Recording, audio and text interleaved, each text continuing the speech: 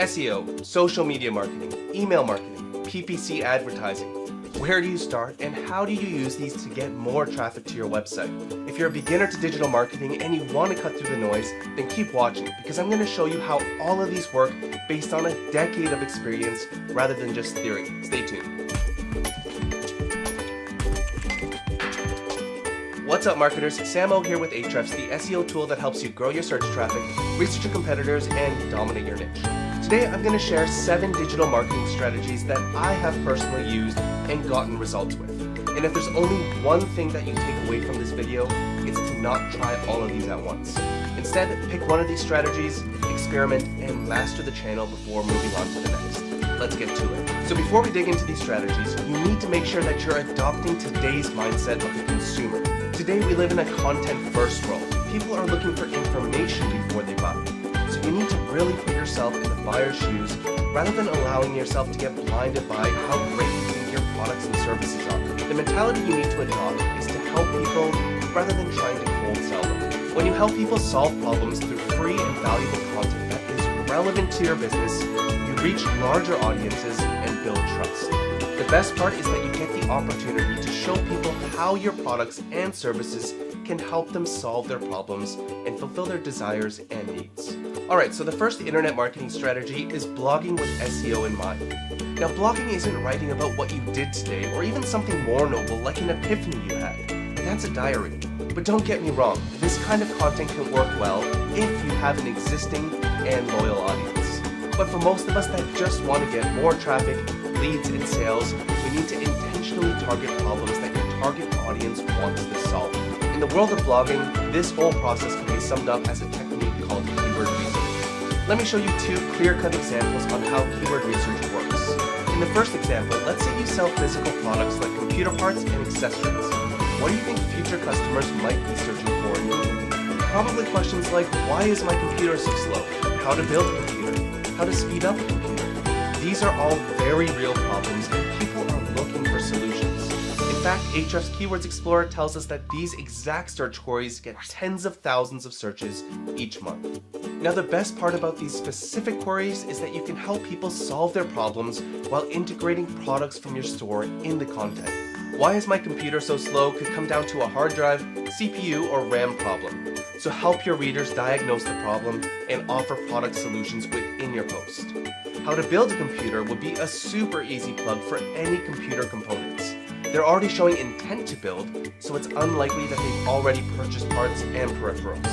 Alright, second example. Let's say you're a real estate agent and you're compensated when someone buys, sells, or rents a property.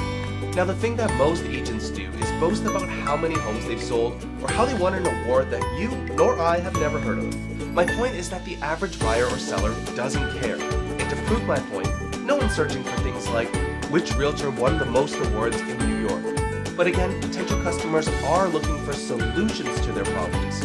Problems like how to invest in real estate, how to buy a house, what credit score is needed to buy a house. And again, these all have the potential to attract a massive audience. By ranking in Google for something like how to invest in real estate, you're now attracting potential buyers with deep pockets and they likely have intent to buy. Content on how to buy a house would likely require the work of an agent at some point, which could be you. What credit score is needed to buy a house is a great way to show that your knowledge and intentions go beyond making a sale. The best thing about blogging for SEO is that once you rank, you'll be getting free, consistent, and passive traffic from Google. If you're new to SEO, I highly recommend watching our SEO for Beginners video, which will give you a nice overview of what SEO is, how it works, and how you can get it to work for you. I'll also link up some additional resources on doing keyword research that grows traffic and revenue, as well as a video on how to write a blog post with SEO in mind. For now, let's move on to the second strategy, which is to invest in video content, specifically on YouTube. YouTube is the second most visited search engine in existence. To top that off, video carousels nearly doubled in 2017 in Google search results. Video isn't just the future, it's the present. And the same principle of helping potential customers works for video too.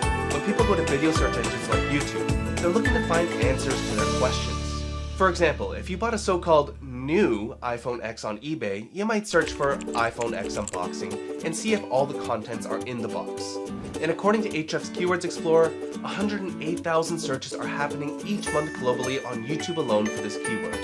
In fact, this video that you're watching right now was chosen because I can see that people are specifically looking for digital marketing tutorials for beginners. To come up with topic ideas that people are searching for in your niche, head over to Ahrefs Keywords Explorer, switch the search engine to YouTube, and search for a broad keyword in your niche. Let's use makeup as an example. Now, makeup as a standalone keyword isn't a problem, so let's go to the questions report where you can see popular questions people are searching for on your topic. And right away, you'll see great topic ideas like how to clean makeup brushes and how to cover acne with makeup. Now, when you're creating these videos, try and keep the fluff out and pack in as much necessary value as possible. Doing this has helped us grow our YouTube views to over 150,000 views per month. And best of all, since all of our videos show how our SEO tools can help, it's led to thousands of new paying leads and customers specifically mentioning that they found us through YouTube. Most of our video growth was done through YouTube SEO, so I'll leave links to a tutorial to help you rank your videos and get more views. Next up is social media marketing. Rather than covering every social media network, I want to pass on a couple of important tips that will help you grow your social channels. The first is to focus on just one social media channel when you're just starting out. It takes time to build a following, but numbers aren't everything. What you want is a loyal following. When you dip your toes into every possible social media network out there, your attention gets divided and the results get diluted. So which social media marketing channel do you choose? That leads us into the second tip, which is to go where your target audience is and cater to the platform. If you have to choose just one social network, it's not about choosing the one with the most active users. It's all about understanding the audience that's there, and if you can serve the reason for them being there. You really need to think about why someone is logging into a specific social media network. For example, people usually go to YouTube to learn how to do something or to be entertained. But Facebook is different. Think about it. Have you ever logged onto Facebook hoping that you would see an unboxing tutorial? Or better yet, have you ever opened your Facebook app hoping you would find a limited time offer that's 97% off only for the next 37 minutes? Probably not. People don't check Facebook with credit card in hand. People like and share things that are helpful, interesting, shocking, or funny. So if you're going to try and bring people into your world, present your message as a story, video, or something else that will likely stand out from the endless feed of vacation vanity shots. Pinterest, on the other hand, is primarily a social search engine where people can control what they want to search for. The primary intent of users on this platform is to get inspired, learn things, and plan to do things. So create content that caters to their intent for being there. So if this is your audience, take advantage of a less competitive landscape from both an ads and organic perspective. Speaking of ads, that's the next digital marketing strategy on the list for today. When it comes to paid advertising, please do not throw your money blind into an ad network because you read that it was good. What works for one person won't necessarily work for the next person. Instead, think about the ABCs of paid advertising. A is for audience, B is for budget, and C is for commerciality. We've already covered the audience part. You want to engage on social networks where your target audience hangs out. Budget is the next one. Bloomberg reported that Google and Facebook own a combined 58% of the $111 billion market. Now, the way ads work are usually based on auctions. The more advertisers there are, the more expensive it gets for you and I. So let's say you're in the ultra-competitive industry of conference calling. If we search for that keyword in Keywords Explorer with Google set as the search engine, you'll see that the cost per click from Google Ads is $20. If you have an ad budget of, let's say, $1,000 per month, then you'd only be able to get 50 clicks before your budget was depleted. Instead, you can do two things. The first option is to look for keywords that have a lower cost per click. Just go to the phrase match report to see all keywords in our keyword database that contain your target keyword. Next, set a filter to only show keywords that have a maximum cost per click of something lower like $5. From here, you can filter through the list and see if there's some more lucrative opportunities rather than spending $20 per click. This one for a conference call app might be a good one since it's a quarter of the price. Another benefit is that the reason behind the searcher's query is more clear. Someone searching for this is clearly looking for an app that does conference calls, whereas someone searching for just conference call could be looking for many different things. The second thing you can do is experiment with less popular ad platforms where your target audience might be. Finally is commerciality. Now, all major ad platforms are able to bring ROI for their advertisers. Otherwise, they wouldn't exist. But you have to find a way to bridge the gap between the intent of the platform and how you monetize your products. And the solution is going to be content. For example, let's say you sell boutique furniture and think that Pinterest will be a good platform to run some ads. In my opinion, it wouldn't be a good idea to advertise a bunch of links to high-end furniture like couches and dining tables. Instead, blog posts could work really well here since people log onto Pinterest mainly to get inspired and learn new things. Here's what that bridge might look like. Pinterest ads would be the discovery tool. You pay them money and they'll show your pin. The bridge would then be a helpful blog post on, let's say, 11 interior design tips for your living room that won't break the bank. And within that content, you can showcase your products where it supports the tip you're speaking of. Nail the ABCs of paid ads and increase your chances of actually converting your hard-earned dollars into ROI. Next up is one of my favorites, and that's podcasts. Now, there are two ways to look at podcasts. First is to create your own, and the second is to be interviewed on someone else's podcast. Creating your own podcast can be great for brand and building an audience. But if you're just starting out, it can take quite a bit of time to get any sort of traction. Getting interviewed on podcasts is a different story. Podcasters are always looking for interesting people to interview.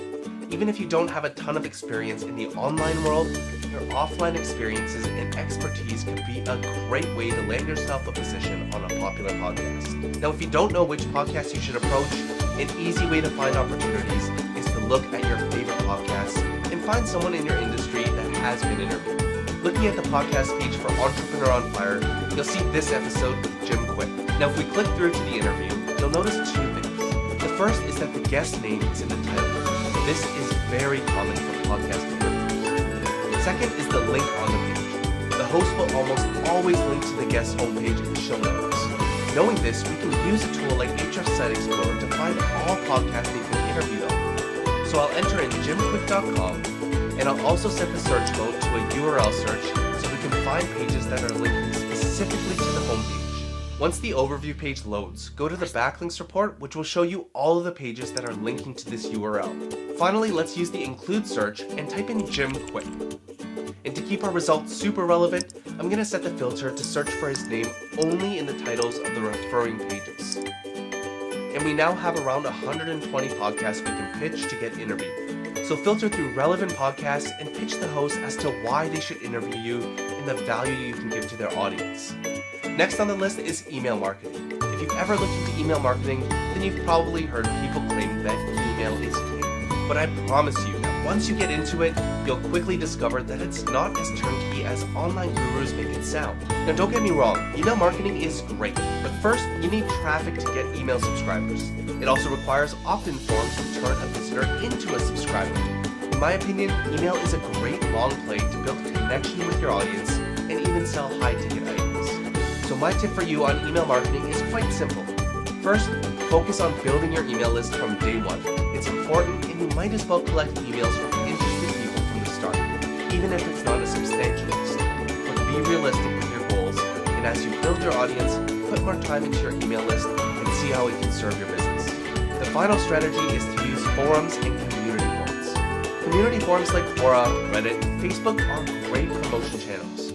But before you go off and start posting links to your product pages, there are a few things you need to understand, and these are all based around the unspoken rules of spam. First, don't promote your products or services pages within these groups. The intent of users on these platforms is to learn, not to be sold to directly. Instead, think of these networks as a place to share your expertise, build relationships, and help others. Second, use links to your content sparingly. If you're constantly posting links to your blog and have justified in your head that this is non-promotional, then you're most likely wrong.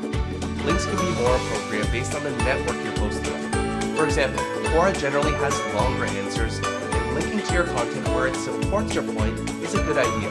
Facebook groups, on the other hand, are a different story. Let's say you're a real estate agent and you join a first-time homebuyers group on Facebook. If someone asks a question like, "I'm looking to buy my first home and was wondering if I can even get a mortgage." Now, if every agent on that group posts links to their website, can you see how spammy that could get? Instead, it would make sense to post a link to someone else's affordability calculators or offer introductions to lenders. The point is that helping first will go a lot farther than self-promotional content that can taint your reputation. Now, I'd love to hear from you. Which digital marketing strategy do you think is most effective in online marketing? Let me know in the comments, and if you enjoyed this video, then make sure to like, share, and subscribe for more actionable SEO and marketing tutorials. So keep grinding away, focus on one marketing channel before trying the next, and I'll see you in the next tutorial.